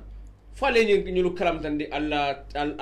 fengo fendo ya be kalamtale mbe fengo fendo ya be kalamtale ya be lonne so mune mu la responsibility la respond in these things wo mu fennalti me yalon ko international protocol le be ge me yalon hada madi ngol temo wol ka sartol ni bina banko le ke katara wala bari anata ke sarti wo sarti de ma fako da ben tolto wala da ten tonto wala ku ko de ikam moy len ke safele buñan kaw dilal anata ke fengo fendi nata banko dingol la kuule kunna so nyin ko membe ko banko dingol la ko membe ko ten wo hanni mo nyin nge dabe jele wala data ye dabe jele ha e dabe je nyame ndawle fono la exactly barin ke safele ke kala mutande ko la because guys andila ko fengo fe nata la bandawda mol men yalon ko wala organisation men yalo wala be dunia ko lu kunna nin afrika dandana ko kunna nin problem ko kunna wala nke be kalam tandala ndu be ba kalam barata kala nyinde ko wala fanan be lola ya fako nyin ko men modol kam fo ka fo wala ben tol koma ndum tajana mbota jana wala mu ko molle di manya na wala fola because wonde tonyade wala tar no le koma ita no le koma bari bay tan dila man sakunda ka domande man falina kay tala ko molla nyanto as long as ite man beengol mara ye molle mara molla nyanto ko be ko fam wolti ya mini de dawoda molla nyanto akuma fam ko be moldi so nin o process lem nin ko man sa fako dabe wala konole andum wati ka kumo sa fe newspaper bala mobe quand même moy nyola so ol man ke fende me alon ko a jarta ka kuma jama foje ila lodula ibe lori woltole man sakunda fanan ba ni man sa tema anin ika men fo wato dolun tol fanan ngawlu lonne nke moyle so problem ten ni wolte ma bara man ke ko men ka foko ha walla ben ko mada walla be ten tennente o mo la fan sun ko mon ko men quand même fo mbe sa lon ko kumol ka siya bari ni man men moy tol fangol la ntol me comme la ndebe sirin janga fo wala ndada press wala nga press release ke nga fo imanya na wolu tala kumol ka siya le men ya lon ko wol man ken tol fangol la wol man ke operation 3 years la 40 lot Mr. Cissé ne atara operation 3 years jotna ne ayatara ñing sartul melan ko albelori wala kan ne ayatara aliyala lonkawon be ko president tata faman jino alla lonkawon kan yama operation 3 jotna albe burkala ba wala presole la kan ñing ka fo be janne wote banda bola jang kote ke ñing ka fo le be gambia molu bola ñola ñing ka fo le be gambia sambala ñaato ni ala sonta ñing ka fo be tarra janne fo buray ñine mu ka foti meya lonko abe siyo be sende la ñokan siyo be le ba kono potili be le ba kono mo be le ba kono woli mu neje e banko leje momo ina ta lafi memo menna nko last time nga fa pamudu ya nko nyim banko dindi won to ka diamu wolle wolu nyanta lon nale ko momo ni be carte fayla ya menke be carte fayla wala bari imu sikar ledi wala bota janale tol ni operation 3 years lebe o be ban nyim banko kan atele be kala nyim banko kan fengoti me ya lon ko momo ni be kambe nyo fam leti talo la ka molu ka ni dia fo molu men dia te ba fala pour ka molu filindi ka molu politic of this ka fa nya de deception ka molu hakilolu ka molu su hakilolu sunya ni o sunya ni pare da ya bule ji fokon pirki ni mboroeta ni operation 3 banko kan nadia ta ale so wo mu fendati me alon ka fo ni wo betula janne ak betula janne aman na ni naka foko ka fo fele me alon ko janni wati kari molta fen kala betarra janne inshallah mutar janne bel lano di la molula mbe mana mi la lonkal la bon de sem fo no operation 3 to nan kole mbe men fola mole wala min ta be pare be na fundini kairo la dimas nala ni ala sonta te bayla mobe funti lafta musole funta nyama kende ke ngambe modol men kila dulal to ye fanan tep mol men fana yalon ko be dunya dulal to be njibe kam banku din kendol ko ali mo alla dulal ko mande ban jele ka jojelle le fanga ya jo mole wala te men damo jele ti te men be sirin jamani wala te men be switzerland wala te men be america wala te men be dunya dawoda ite men damo jele la mol ko mande ba fa wolu ngaya na service o ke mole mobe dawoda dimas ngole moto ko ka sone ya ba ko nyama mobe dawoda na ye jaye sika ni kata 3 years old te mol jindi mol ye na nin kayro kono yen tolu la moy ni ngam men fo yewo ke mammo bule ene fansum kumala kulaje kadu ngor sila do ngajele do lafta ko kele fansum quality wala nyenti kon toli belore men kan tol ko be bula ku do no wala me bula men ne lafta ko kele fan andu ni mewo ke je fana well security better rajele ni iba itandi la ko tol ni d'accord ka menna momo tata o sarto e bantala o be kele mari fansum responsibility le bar lafta banko dingo be funti alla nyimbiri kama fa olum amolum mam funti ba ke ndela jeroto bar lafta sungutole bi janne men yalo bambam batal ndum banku dinkendo le muti lafte funde nan yana ye wolun lafta musole exia keti da katu wolun 10% doron population ite nyaayo adama ni won be jolla 10% damalem musoti ji wol fanan be mu maybe dinni wol lelte fa bari nyin lungol lafta le tabiro le kesibiti lungo a be funde muso be funti muso exia keti wolon nganna banko londi silo kan because musolle mu wululalti musolle dingon mun toli beti nganna banko londi silo kan me alon ko mbebe kayro sot lawle kon si kuteje pati kuteje monin pati dendika kanana monin pati kuma kanana monin si ku kanana momo mbe banko mo kilin mo be mo kilin walati ngabe nganna banko da nga kanandi ngabonyin nyimbul ko stole ya politiko kono because ye wala kenun jang ko tege bul ko stole ya politiko wala be lo kan nyim banko kan ko tege banko dindi wala kana songal dindi wala kana songal ntasa wala fono ye fero beke menu le ye fangol min yalon ko ye pol ke fangol yele say fente bulu je naman ke kelan dawalol le ni alkana so yalla pol alla dunya bulu aji fo ko ne kate ka ibal min le ibal fere la ibal la samati nyala so wadinni wol walla mo min yalon ko biri ya bine be 10 years la say wol dol be 35 le wol be mo fonni ke bamban ni wol banko sembo fango be mo wol biri jam fo dunya dawda lafta wol le yalon ko ye mira kutol soto ye fere kutol soto ya fo ke bale ko bunyani horomo bale baral date jang kotege alla wote lola jang kotege o bantale ndol nganna ko tale andum be ta sila tilo la mentelenda ntita sila si fatam fansila ntita nyo nenna ntita kula barakanta ya kula mbita menna wala min tembe banko do kula momo be sate mendo ila intereso ay futema ini moma nyo sabalo tan leta nyama feng leta nyama nyintri laftambe wala fala mole akafobe lori wadali lola kan fonni kele fonti be to la kelo anen dinni won ani musol ha baraka bake Muktar Cissé mbadu no atul men ben jibe kan atul men ben lamay kan Muktar Cissé operation 3S jotna e bi fanan atale ben fejang ala kajaga kadde bake bari e bi fanan kaja bala sodo jawodo bi atul men fanalon ka atul ben jibe kan anatul ben lamay kan mbela fila alfanan se kafum makal daga kaja nyonto albal daga la kaja nyonto nyame wole mu alsen number ko man memo 6999130 6999130 9388430 9388430 me alon ko wole mina WhatsApp na technicien o be makole la ay opinion ni WhatsApp ay opinion ni jumaje albe badirale o do me megal do wala nyinde ko so kuman la folo de julodo naweje assalamu alaikum badin alaikum salam fadera badin todi mani kan kuma ne min dole Amina Fadera executive member operation 3 years jotna bismillah Amina Motar si se konton na bake abe moy kan ay kumol mi fo abe larin wala nyama fana yo ko min ya ila secondo last question o ita jilin karo men kala lafta kapun dankala wala to damandi ko min fo bandala ka kapulu nyulu bandala bankolu be borin na ko kala mala mbaytan lela ko dunia la kafu bali be borin 3 years la ko la ni be 3 years katunia crossing later on be safe adama baroe nke copile kani dunia la ni kafu bal be copile ani nga nani on the 16 December demonstration nga petition men sambaye nga dunia la kafu be copile ibebe boring kalamale president le man pare ka banko dingulu bunya e horoma atele horomanta yatili banko dingolla bari mbeme yitandila badingulu bela ko dimas nala omu karo bay baloledi mo be funti andum gambia be pareri ne kabirin koyna ko katon a bebe pareri ne pour kananan olum adama albe hadama dingo jalale ko mol fonle jaali andum matari kada tilim fanam ko it's very important tonya the numbers we need lafta kafola je jama abaraka bake be danila abaraka mobe siare mbake abaraka ngate dunga je ngadota judo assalamu alaikum badi wa alaikum salam mbadi todi mane kan kuma ne min dole neto membe kering ito kendo fondu fam tafa nyadi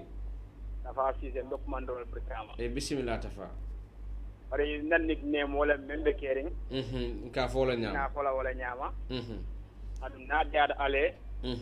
mbala banna wala nyama fana tonya first of all min baadi on kontona menke da haru Mukhtar Cissé ala kuma ka kene ada ila kuda tonya ile bor ala kuma ka wal kala min manke hasido di manke hasiden tan di manke tonya na karlaati e baal na ko aka men fo wallem kesol because nyaaji be say tol mu ke balle di bot nyaaji be nyim faat be ke kan ka ke dumalle pour demul mel kanana pour wol se kanan tol nga problème mom face wol kana face bare membe kering adama naam president adama baro mom banku dimul bunya anim fulan jango ama fa ngo bunya nyaadi folo ni ajam ko ama fa ngo bunya ke ba ni ko la ke ba ya timma ila ke ba ya mu ila kanle ye kan men fo nyanta ba la won masala nga example ota mu faringel mom 3 years la ke ba ni wol man tilli ye kuma kan men fo ka jenken ka bula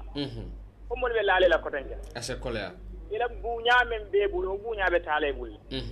woro president adam baro bidabe banko nyin la men fo gambien wala kana je ko men benna interest nyin kam bring asro interest nyin bole birin benna banko nyin kam na interest on bole folo kan sa birin banko soto rek ngani na banko di wala interest ikana gambia di wulu nene barakam badin ara kana kundu folo mo jamala be lanu atariyan mo jamala la ba mbodon defana mo ma bal inti yes na ko re because ñim la programme ñim Mukhtar be sirin do leje gambia dul mallati president na ko nge men nyaabe dum na molla ñen prié semina ka makaro go e ka president londindi fanna ka foy ko nim banko kay de lafta men wota kala bar banko dum lafta men wala be kala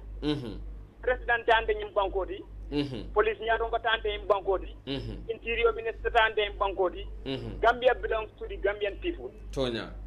so membe keri ñaato ko ñaato ko tambira baraka mbadi ka ko be gambia dum dala abaraka nge tendu nge jay nga dota julodo na beje wa alaikum salam yo musadere numbara e mbara todi mane kan kuma ne min tole mbe kumandro kan Italy banko la kawo e todi madum todi ma malanda bonto bismillah mala la jeta mutajato konton memu tamatati abe moy kan ala lodla nyanta baga nta kay mba fala ko ala ma ale barko ala ko amin fulanjang fon santa bake bar nanyum fandan jikatu mando ni bidda alay ni on the 26th jiki ngin ci ba ni ma adam do min be da je fo ba le dum fon so kay so tonya okay fanjang fana min be bading akamunta be connection problem o so ke itela fanala le isa commandro ke kodenge natara e bella moy kay se commandro ke kodenge do fela julo do assalamu alaikum hello alumba ene mbara todi mani kan commandi min dole baro jidar la e bismillah wala robe jalla alhamdulillah tonya be moy kan nda kalam dago ida maman ki gambe do ndé kayande gaane nga ci hakilima na ala tala no sera na fudu ak fitna ko be nga musul har rek ale min la ngal nga bulo no man wala dem gambe do ndé bi yalla dem mo forte la li min ke mo tak mo dal dum bulan no ngal mo fa lo ko sama na abe da ala dam ndé ke ngene ci nga bula ko be bula ala tala man so tonya nangana fitna sona ba baraka bake mbadin na dota julo assalamu alaikum hello assalamu alaikum mbadin todi mani kam kuma ni min tole yo to musa jada dum afrika ma jam okay bismillah preso lahi do ekema e masulum kay gele ba pare wolu kay mo rotlo ko mo ta nyim ko la jede adam baro fo le lahi do ta o ay lahi do min ta o lahi do pasa ke mandi ay ji ni wonte president nana ta nyim bango kan heldina bole kala aya jamme nyadna ta janne ako kariwo na ta ke sami monni fulai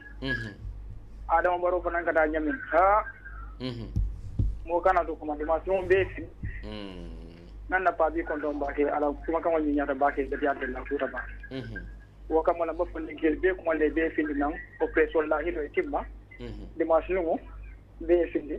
mo kana to ko tonya ala barka bake barka bake ngay tendo ngay jayi hello assalamu alaikum wa alaikum assalam wa rahmatullah todi ma de kam ko man min tole ko bakar kan to yani sibra ba ko mbol te sa yaram bamba e bismillah ngar konto bro pro ngama tar konto abe moy kay kan sikande demandi ngamba tar konto ko min fresh ko lemu yo ala programme on be shewori ndiye bake tonya ay no min fo wala mu toñati toña be dame ni tade ni mo sita kuma kana enen tela kuma kana ni nyan ka bunya la ba tonya adama di dale mo kuma ya ta fo daji ka kenno koma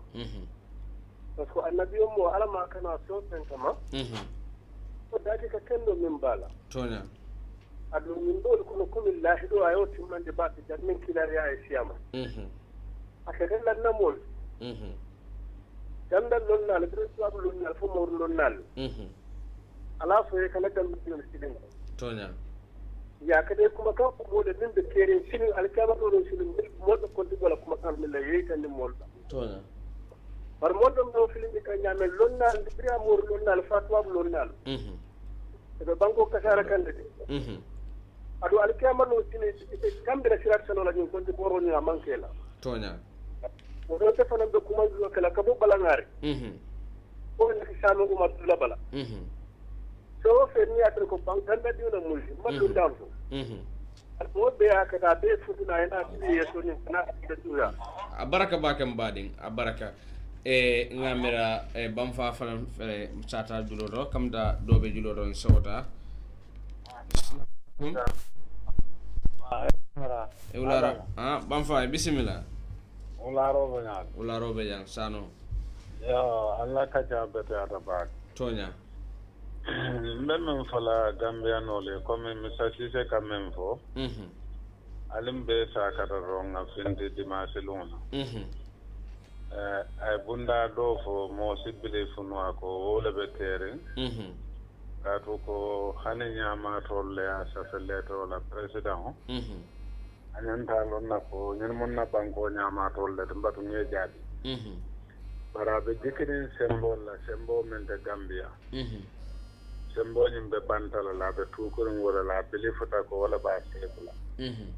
dol bele futa ni na ko man satalla be gambia de mala hanni atara wo sembo e mun ta mandi ala de mala la tamen na ta kala because Usmani Sole ko idea ko kana fameto di 3 years la ne fameto di la Adama Barrow la mansa kunda be boylale ata Usmani Sole ya for idea ata Usmani Sole be nin ko be koma because ate tilimbale ya nin kuruya menke ena headquarter men kijiya takile ya menke abebe maborin abuka suto sino aka dole sepla bari Adama Barrow nyanta nyin lonnale ko kabrin tol ba tombo nan nin Nigeria ma tombo nin Ghana ma tombo nin Senegal ma tombo dolle nga tombo andun dolle kato fra sita ya be dikiri nyene la ko sembe dole benta de mala pour nga banko molu mara ni sembola be sinna sembo di man satala la nga dibe arabe di mal de mal tonya ko min sanji sabo ba fo la gambian ko le ko nga duwa menke ya be dendin sawni banko temala brin ya jamala wato na nyene fo alay ko simman sadin na men sin nyafita duwa ni mantina mansana ta me alongo a singulo ko be kan ay ko be sare because abekate nyinona la anata ka folo ay ni lonne ala advisor le ni lonne ko janto min kende mam possible jang ay kanyeno kate fawla bari ide jikirin plano lela ide men implement la Gambia comme kadrin de ya jamme boende la kate wuli keme jolle janeta jamin kate o fay mo daji ka façon ibole tamande kan ala sefo me alon ko abe jara so ma jaji fi wala ya fo ala youth movement mo le ko Adama Barrow be sila jamme sanji tan anelu min 3 years o nata pour ka Gambia londi sila kendo ka membe Gambia dingunu be da handila hani Adama tije mo mondi nata ila fita kuta mandila me alon ko abe kala Gambia dingune ko mata rati ndolu ko mbatata le sa mbakela yake monu nyaaje e bule noma tonya mbatata nyin kuma tensen folla le workshop bol be keri minister be fonyo kono wala nol be keri fenke tenen zero man fokol je nyin kul kono nyin sanyi tallu ne nano ko ba fala Gambia musula kela ko nyini kutindi wala lanye menu kallo e ka fo sanji lulu ni mol be konde anyaton kolu man sakunda do kulalu itol fawne ni lonne ye men karan yin wasil to anen dulal to yalo ne ko Gambia la economy te betare anwate betanola yalo ne fanan ko corruption is a rampant everywhere yalo ne yalo ko le Gambia la kul be nyamen biringa kate o fay ko bebe ko mal kumanta nyato bari mambala fa soto banku dingunye ibe hearing official kono ibe kala dinala ibe fania de makan bari ndolu karambalolu ndolu fuarolu ndolu fentawnu alen dole finti nganye tande dunia molla ko moli yentolu marani symbol la kadu dia ko ya alen tuje monena maje nata ko man sakunda be tonya kan ka forosero ke ka fo mole ko nde kula kumasi alun tuje dia ko ya no kulu ban wodo ni hakelo fawon de men na ye miraw kumola inyanta lonna la ko nyimmen kanyin kumo foten eski ala fita fawon de mala ban fala sandela de mala wodo sayin neta sinorin ali teki ban ale wuli si kute nyinti nimun bankola kuoleti bankola kuome ya lonko mbe botan men kono mentan betan be nyaaya jele momo ya moyle ntol ko kumantarin na lobtanol to karandi betete karambu barka bage sano dada ila moy so alinga findi dimasilon ala bende malale inshallah alinga findi ngatonya fasa musukunda ke kunda alinga findi ndagole falali nenero e dan silang nenero watale ni membe lari ni nako Senegal le bente bakila wala benna politique ko dala ni Gambia ala be titlante ma dunia be bakila ala baraka baraka bake nga tendu nga jay bake sanu keba e bamfa sanu assalamu alaikum badi assalamu den todi mani kan kuma ni min tola lam fana be ko ñaadi Lamin Fofana bismillah Lamin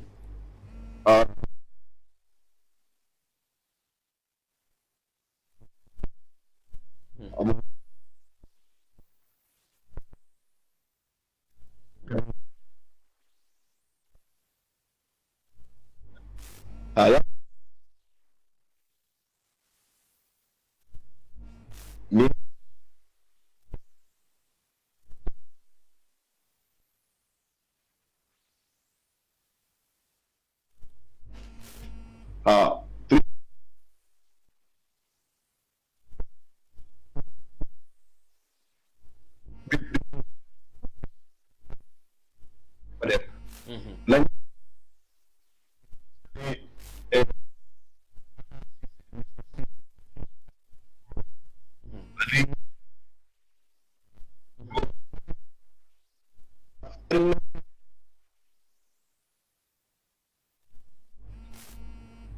man sakku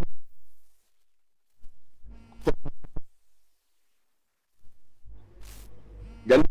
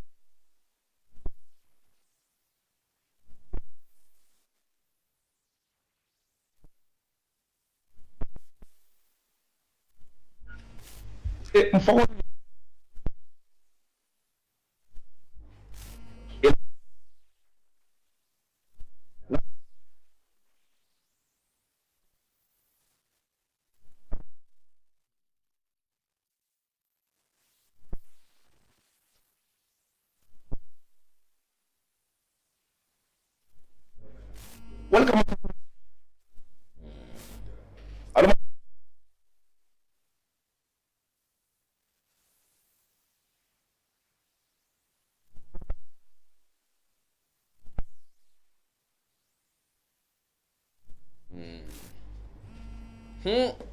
abaraka bakem bading nga tentu nga jay nga menkal drone sa do fananta dilo do wato fele abita kan assalamu alaikum bading wa alaikum salam fadera mbaden todi mani kan kuma ne min tole e konton sibanor na se umar konton ane fa e kan sigande do manding muniru baji e konton sibanor muniru baji bismillah programme kuma ya ta bakel mi aji be nyentri yeso kono na ba nyama fan Sénégal la Carola Sénégalu nyanta fundila nyamal nyimbanke ko komen ko molbe kuriya fulla banko kan molbe la nyantol le nyinin kan ko le yalle be banko kan tol be mello nyofe mo dom be nga muta nyofe mo manyem muta komen ko kata fitina la lem bari momo natara komen ko kole yabe te kunna ana yalo e nyanta funtilal de sako Sénégal adum duwata ni la sama ko no ngani ne ko ni Sénégal la kayro beje ay ke bar ni Sénégal la kayro te je wota kana ke woto Sénégal la kayro beje le Sénégal ye funta nyama Sénégal la dingol ka fañi bagure la wato wati ina fondi ke jelle fata Gambia jam damma ni kuya anani toro watadi bayo be fuarol be danan to bi mo teje nanu kela koloyal watado bayno anyama e senea adu nyimman na kela adu fanan sa ko 3 years ko fane ko ifen nyinti RRC membe lorin tenti abe lorin tilmonin tonya la silolla woto hani nyimman sa kunda ko no ko me yalon ka lafta kala balandati mbete kutano jele ha ka tandi ka tariyandi ka ay bula TRRC kono ka to ko ni ma report konan ka report odi TRRC le ta ko kenola abaraka bakem bading abaraka ngado ta julo assalamu alaikum mbaden todi mani kan kuma ni min dole Lamin bajinga kombo piran kombo e bismillah alama lapta nan ko ni lela ni ko kono wala ni ko na bosse men ko je tawndiro man ka baye mankile mo be men jela ni dimanche nala wala ne bala nako gambi ankol man diglate min ka foto mu jot na le 3 years ko le sono le otola so ni ka fo ka fo le jot na 3 years jot na imbe ka ta de mu gambi at mo de kana ta ko kono ke man manda ko kono tabri ni 3 years lo fa discipline dro ni wala katama tabri ngam mi do ko ma tabri kama tabri de wan ki amana addaso min di molla ni wo man tara tama kanno kende bajal men be kala no han ko tono do na to kala kidi so do 3 years man la be gambia la torola wala de me sonta agreement wala ka lungo ni tawndi to lungo mi ya no ka gambia de febole bari be kelo men ka wala gambia de la febo tilo so kam mala ñu ko de masulungo e ba fola mole ko mo be finde ayta nyam hane bolon kono kol dimbi de mo de discourage le mo man ta discourage men ka ko ko be discourage ne wol ka audio le ki ka mol diol torandi ta bar ñi na tinna tani mol la dala bambanta kat kajo ko ñindi masnala ni alaman na kana fe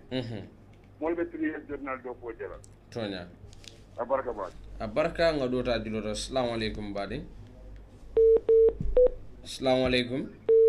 Walaikum salam. Mbaden todi mani kan kuma ni min tole. Seko mane irame. Ya bismillah seko. Ngoro. Bari la hido fura ala. Ba ni la hido jide. Parti woro wala wala la hido di nola. So parti flow. O la na ko itella la hido mutiri yesre ra fula la hido ko fa yesre. Ito parti kilomila la hido 5 years old. Mila la hido 5 years old. Mila parti por parti lulu. Pulo ko kala la hido mu 3 years old. Banko la position ko la hido 5 years old. APR kile mama kandela la hido 5 years old. Ita mari bafla ita mari ko 3 years kile ko 5 years nera ko 3 years belo ko bari ida be le to ado ko sayda ko da ko da yode bo fola so ni aji anin tella lu ala karola ni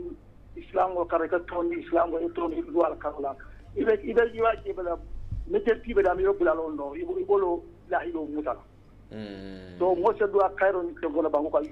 asura junene mi ko baraka bakem baden ngadota diloro assalamu alaikum assalamu alaikum mbaden todi mari kan kuma ne min dole e kan sikandi do man nim buke moyde o kuma la nyim felata dam buka moy do felen sota assalamu wo fanam fele atata do fanan fele julo rajan so fanan dinde assalamu alaikum bade assalamu alaikum wa alaikum assalam wa rahmatullah mbade todi mani kan kuma ne min tole adira alhaji adira be kondo na bade ngeten du ngejo todi mani kan kuma ne min to ande alhaji bayan ko bajede dikama wiringara bismillah bayan ko ba dele mo kaba bundan ko tonya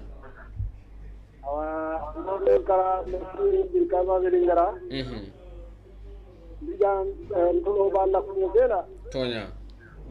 Allah mo bela de yare par bango ni abe kiri adwa bulanda ko noma ala sinde ma banko si tenku tonya banko si kende sawodi tonya mal kondo namde adama baro be famodu kondo na le sehu umaru fofana fana kondo na tonya ana alla do kulal mum te abaraka baka abaraka ni radio manke aldamma tati gamja de la radio lo nyen aloni bi ke mar kayele bismillahir rahmanir rahim ata nanda bala fana alhamdulillah rabbil alamin momo be loru wo kan be ya de takki uga bu salla janale tonya wala ko desamba tonya wala banko kan ala khairabati jang amin ala khairabati jang abaraka mbadi ngatendu ngajay wato bandal tak insana last ata meta julodo assalamu alaikum mbadi assalamu alaikum last kola de bi programme oto bismillah mbe konton na baake mbe mutar si se konton na si se ngana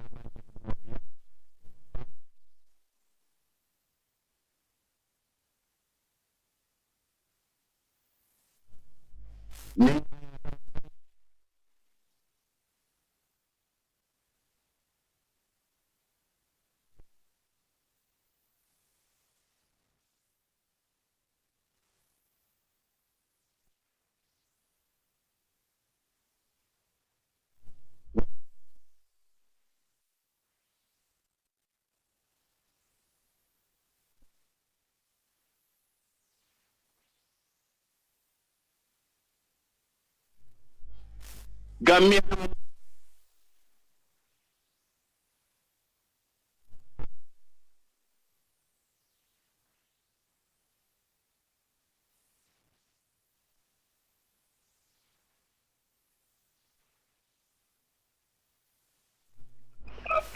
ñinne aken baren to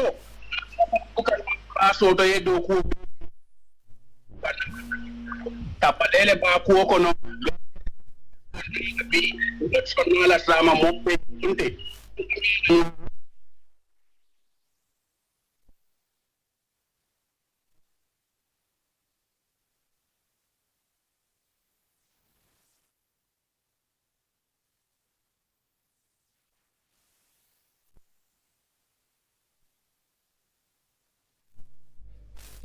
abaraka bake nga tentu nga jay nim futata nyin temboto be mengal do wala nyin ko muktar isi sarodi mo la katum do go nyimo watol dum fele abantara adama abaraka bake mbe jiber lal be konton nam benna kavo mol fana mo me be konton nam minul be jangani minul be banta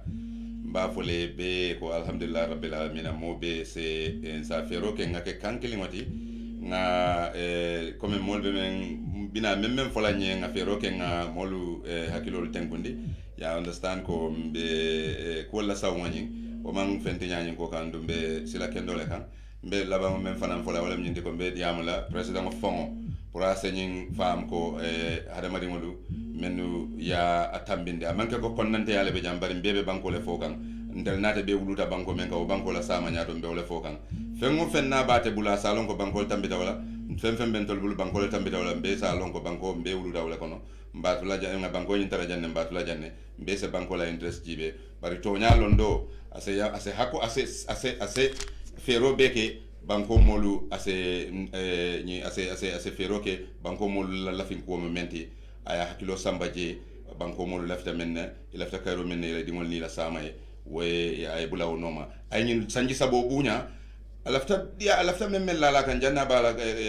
jannimbe mba fala ko san carte faydale to mando wol mu fennati mi ala wol se katano le bari naka be tula jang abe fitno men nat la banko e asembo borla la kana forcer sanji lulu mol fana mba fale ko e sabari bari ni atre nyanta constitutional defend le nyanta defend la bira form tawato men i kana kuma nati me alon ko be nyo sabole nat la nyam kuma wol me alon ni ko kuma ken samon la sedimi bari defense wato o tambitale sanjilulo mbe wolon ne moma nyana tala o defense la wala be buko kono bar ni aje agreement o bonda kono dunia dawda ni agreement o nim banko mo lutada fo e problème so de crisis be dawda e ka constitution o landile ye agreement o taye banko mo lu jibe la al halo be nyadile ye la problème o solve fo kono sa ni mo le o ke tol kana ko te ko kay pulo point o constitution to akam te tol ka mo lu murundi ko male ye sabari ntol kam même fo janga meta nyaawnya e fango ba to nya jelale nga yake alay e kanyim president nyori damen e kana nyori je because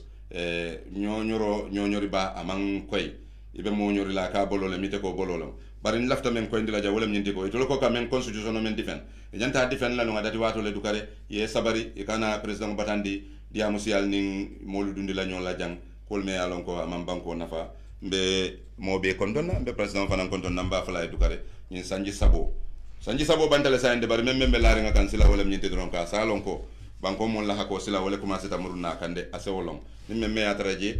ala la protection non tese même fono ala e men diala la hido kono sarto be laari ñame wode mfatata o damadol sila ning atara modol lebi je men ko sembe dol lebi je o fere dol lebi ja salon ko de majority banko mo la ni la hido membe na tema wo sayin silo nin kum wolle sembo murunta woleliya asa lonko ase jejibe nin hakilola ay bula banko mon la fi ko no makana mira ko ha banko nyindol fana mo banko mon leti nyindol fana mo banko mon leti ha nyindol mo banko mon leti nga crisis so do nga na problem solve system men ndingol fana mena problem si fale so le ba solve la system kilimala akana auto jeopardize mole sayin akana jetinya anata ke nyaonya ase auto jibe même mallon kunu o selon no le sama ase lon no le bi daw be li na wata wati hada madi wol be janne kaaje ko nyanta problem ol soto la le nyante solve la le fana so ndumbe solve la nin kayra sulol menula ngawol tay gambia dimol le mara mam modo mara mam be am mara mam fe mara ase molu hakiloto moluto asa hakiloto nyinto ko resla ya kola fana balu do lebeje so nyinka afrika man sali be moni la ke bulama si bol kono ifana nyanta bola woto le islam dunia bota woto le dunia tatale ndol be nyin kuru karal men na ben kamenul dani ngaw funu janne last time ngata sada dani men le tol ka sada dani men yewol jibe ba wol bu ka maten sa ndol fana na moya tambita be mo moleti na miro damale fata da ngana miro le ke kilingoti bang ngana miro le tilindi silola me alo wole mbela samati isajen se nyaato ta soto no ntabe banko dimol dan la wala be president fana dani la wala ani security fana be tentula mba ngalonko aduta dawoda ibe banko la interest la tala andu wole tata wole demonstrate jam fana wolungo kaje ko 3 years be banko la commitol fana be banko la interest ta duta nyaawo nya gambia dingo be so wolonko gambia security dingol wole be gambia la defend la wole te mola interest defend la nyim banko kan anymore andu be tentela wala be jayla katu ate babe dila la te dila bar bir mol dunta bungo kon ye banko la interest la jibe ya je ko le banko ti be wala tamandi la andu mote sambano mote ye mengo men dile be la do ko le bula la bari te ngaji la to ko tege gambia ko di wala andu ke dingol leji ke la society leji mfana lafta tala nyaatole be wala fala be mo be kontona dimas lungo nga nyo sabanje mo kana si ka fo wati jumale wati wato birin ni mo moy suba sali doron nga nyo sabanje ntabe wala fono la mbabe kala dawdati minaw fala lele abe datla wato minaw fana be fala la moy la lele 2 years jotna mo be le so inshallah aliena nga million people nga loje man ni ku yaay tan din nyanta banna wato mi ngaba wato la nga jibe do man inshallah nyi ko be solve la ni ala sonta baraka bake ngate nga jay jamfo dunia akale muktar sise di operation 3 jotna ngatendu nga jay wato men ala wato ta pour kana ka futa ka fumma jang ka caga kulu la men yalon ko wolle be laring ate operation 3 jotna kulto banko kan jam be menkal do wala nyinde ko kondal da kala nyamen janembe katani kumfala kankularol be mbulu jang nso kankularol nso fanandi yalla Westco Remedial College Brikama Nema wol membe alon ko be Brikama Nema jam nyulle fanan ko be jama mo be kalam da ko de iko ka remedial classes ka kale karamudo dinone men yalon ko wolle be parendrol ke kam pour kata la residina was le mo fo way ke parendrol ke ka wolbe lale mo ma yalon ko lafta pour kata wa exam wala e ka ko karam talibol fana e ke tale pour ka kanaka ka fema karam mo nyindo ke e parendi wo exam nyin kam mo yalon ko e be parendrol ke kam pour kata fana fe lafta kata sieten na fana bam fe lafta pour ka parendrol ke kata university le ba wala faminto e ka ko karam din talibol fana e kolbe parendle e ko be student fana be kalam dañi ne ko des men yalan ko wala fana registrata was pour september nala 2020 ni sama mba kono private classes or fana be jele men yalan ko e bol fana ke kan jele subject la men yalan ko wala mathematics, English language, general science, health science, chemistry, biology, English literature, commerce, accounting, economics, history and government ni bemus subject dol bearon ko école be ka dinkra nyundo jele momo la faka kula nyun kolto se more kakbo isa ko man nyun number la 7479426 7479426 isa ko man wala dinkra nyundo je hanka be nyundo fana mo kankaro Brikama area council ben be Brikama sado kono ja wala ko be nyin kankaro de Brikama area council ko be jamamo be kalam tan nyinda ko dem kobe motolu sotla men yalon ko ani joron men yalon ko abolo kono motolu fo moto machine photocopying machine scrap metal solu kada fo moto koto battery olu e bebe je men yalon ko e bolbe wafila ata jinkra nyindo jem kobe wafiro nyindum e bakala dam damen do wala kada Brikama area council la office bati membe Brikama sado kono ni sibitna la January karo tilmo ani lulu 2020 talantang somandala je yetande ko de motol be tarajele anim fanan ni fon membe be taraje e ko be kala fennel de men yalon ko e ko be kala fennel melon ko e be bondla ade Brikama la o dinkira Brikama area council la o dinkira nyinde ko dum momo walon ko e lafta ka ni joronduna e ko dinkira nyim fon e be jola woldo anno kodo be jola woldo wallamba ya joda men iba sambala o dinkiralto yaytandi ko motol men beje back 3 men kada Brikama area council 3 me alon ko de e ko fana motol me alon ko e ko station wagon me alon ko me alon ko o fam moto fana beje me alon ka bitale do fana beje me alon ko back 4 back 5 o mu double cabinet pick up polti anin back 7 fana beje double cabinet pick up polo woto Nissan de domu e fana beje back 9 fana beje double cabinet lo fan de Ford Ranger back 10 fana beje le truck cabinet le cabinet Sovel fana beje le waran ko New Holland Mark la woti back 36 truck fana beje le back 37 truck fana beje le back 26 o fana mu truck oldi o fana beje le back 39 o fana mu truck oldi membeje back 40 o fana mu truck oldi melon ko tanko babala man nyim fana o fana bejele back 20 nyim fana Mahindra tractor de melon ko abejele fana photocopy fana beje melon ko Canon nemu Canon photocopy do fana beje melon ko wol bebita kanne meya signa wala kana odi men kada bakla muluti ya tande ko auction committee wala fon ya signé dinkira nyinto momo la ko kuma kollo nyun koldo don se kado be ke commandro ke nyun number la 2037595 2037595 wala mba 99505310 995310 wala mba 9923646 9923646 iso number fana commande nyindo fana mo kankula rolte me alon ko abe sujire mena wakara sunkuru nem fille on de me alon kata mo Aissatou Dramel da sobe sandi sey bodo damel de wakara faji kundadi opposite Rex Nursery School nyatino don abotolto ala men kata afama dinde woto mede wala mo Ismaila Jawlati ala number mede wala mo 2477928 2477928 momo yalon ko enyi dindim fille on de men kata Aissatou Drameti e sekata obeka yenyi Ismaila Jawla ko mani number la wala mba police station men sudata ya kibaro ni samba ya woto nimftara ni temboto nga VM trawale nga tendu nga jay atele moda ko membe keden television odo manager Bamor Fofana atabenye home digital FM nga Muktara Sise nga tendu nga jay tembo men anadaka kafum feja woto mobe dawda nga le tendu nga jay alma gambe tankal kata anin kata roma ala baraka wassalam membe kering kafo lo nyam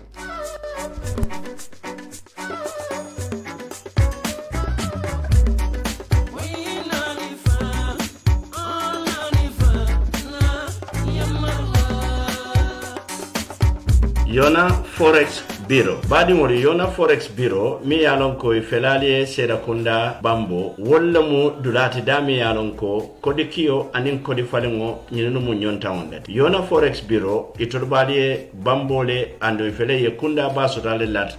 bakote mi yalon ko wolam Purple House mbadingori atol mi yalon ko albe banko e bantala na lafta kodo kila nyinkamala alla mole ay tariya andale minki ye wosoto tariya nyama alfero ke aliyakini Yona Forex Bureau la atul mini yalon ko fanal be Gambia na lafta kodol de fali da kabri euro lomba fo pound lomba wala fo dollar ani nyin kodi dolu Yona Forex lon dolate mini yalon ko e kadadi madi mi yalon ko ase kontan ando nyin kodi dolu fanam be bulu e lafta ke fali nin dala sola wala badi won kamune bato al nga fero ke nganna kodol kini Yona Forex Bureau la ani nganna falindiro ke ni Yona Forex Bureau la dami yalon ko mbe bane hoda male sotola wakamara na lafta kuma ko sotola nyinol beto ali kumandi da telephone to 90003926832151 7338899 badi ngol Yona Forex Bureau wolle nata kan dahandi kodi kiyola anin kodi fali wala fannala walla Yona Forex Bureau ala baraka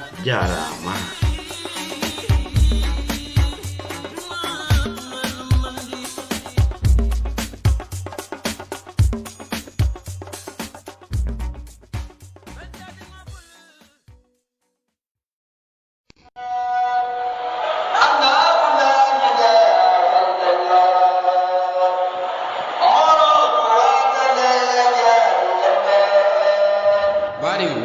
duwa be duwa bare alsa lon ko duwa jaabi morolu be kerim woto adon ali alon ne fanan ko duwa man ko kula nemme alon ko haajole be bulu kulloto walante banke do isurata duwa alsal nyaatri memmaduran wala keda alhaji muhammad lamin jaabi alhaji muhammad lamin jaabi morole madi memprenden siring foñi bese sate o kono jama bal walla liya sedia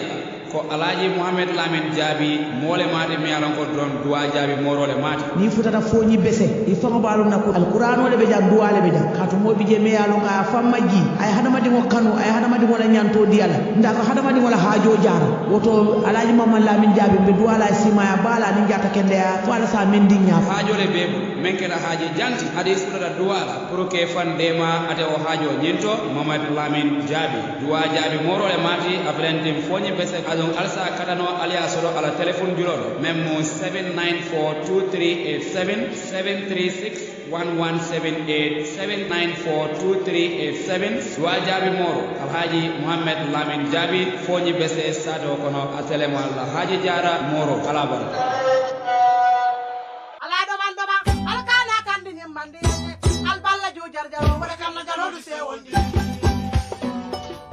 Badingolo bully shop number 1 bully shop number 1 e bale dabing wala mbirikama police station o nyatile mola bully shop number 1 e tollo mo dinkiral mini yalon ko e be nyim fengol sodola adadi malu fengol mini yalon ko mobile lolu anin channel lolu bully shop nga heji channel sotale ne mili yalon ko la ya san mba sambla fali ya nga fixale nga memory card sotale ne flash drive hole bluetooth speakers e afunol glass protector mili yalon ko ni yala mobile kan santa bara wero sima yandilale nga charger sotale na sifa o sifa nga flat screen fana sotale woto angambore bully shop imanda wo fanala bully shop ye itel funol sotale le techno funol huawei funol samsung galaxy a sifa o sifa aning simple funol nali alon koy battery bu kataria jila wala mtonyati bully shop number 1 afela nyabe tilinde ale brikam police station o nyatile mola dron na lafta ke katanyo ya wala nyinka mala kakulo ila koto ale commande telefono la 9957262 wala 7799530 bully shop number 1 jarama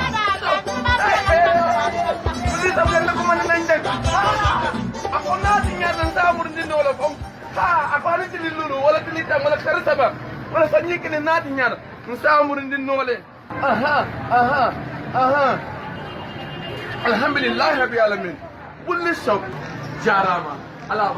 The Gambia Police Force, in partnership with Comfort Quality Services Limited, brings to you a new aluminium number plate for vehicles and motorcycles. The registration process starts with a payment at any Trust Bank branch. Prices are as follows. $1,100 is for vehicles and $630 is for motorcycles. Once a payment is made, simply bring your receipt and car documents to Kairaba Police Station or Banjul Police Headquarters and have your new number plate printed within minutes. We also have registration offices at Basse Police Station, Farafenya Police Station, and Brikama Police Station. Comfort Quality Services also brings you a service at your doorstep for customers with 10 or more vehicles that want to replace their old number plates. Call us on 203-6437 or 360-8628 and our friendly staff will come and collect your payment and deliver the printed number plates to your doorstep. Replace your old number plates with our new aluminum plates